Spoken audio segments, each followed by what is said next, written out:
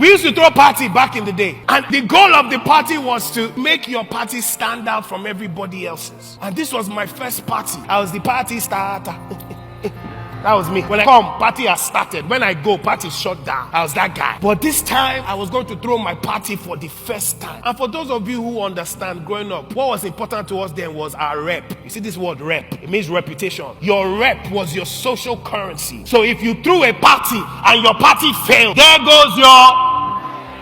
How do I make this party stand out? Everybody is doing like 6 or 8 organizers. I said it's only going to be 2. My cousin and I. That means we'll bear all the cost. We had to rent this big club. I was in secondary school.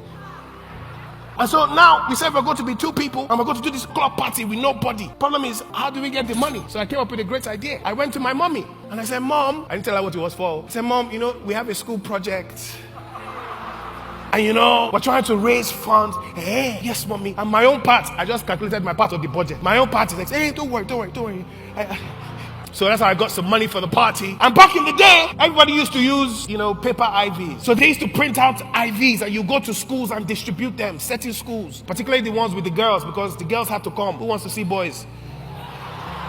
So we'll go to Vivian Fowler, we'll go to QC, you send all this, make sure the happening babes to come. But the goal was to only give a certain amount to certain people. So the more exclusive it was, the more people wanted to come. So me, I said, no, who is doing paper? What? No. Who? Me? No, we must be different. So we decided to print plastic. Think about bank cards. We went and found somewhere in Sulere, I'll never forget. 100 naira per IV. We spent 30K for 300. I'll never forget. So we printed out like barcodes, and the whole idea was each person would have his own personal card, and you would present it and scan to enter. The effigy was problematic.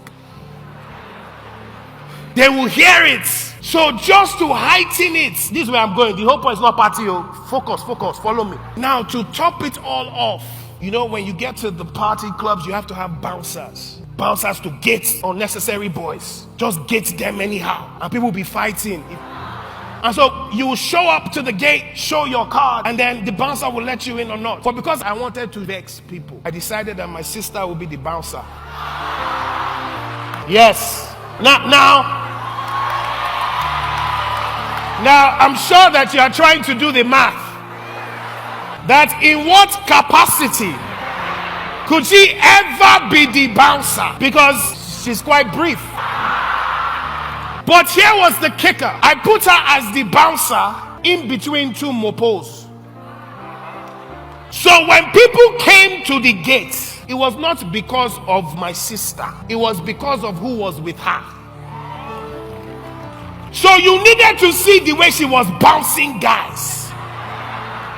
I remember standing and somebody walked up and she looked at him. She took the card. She said, I don't like you. Step. Another one. You. No, this guy. Waka. Yes. But the confidence she had nothing to do with her capacity.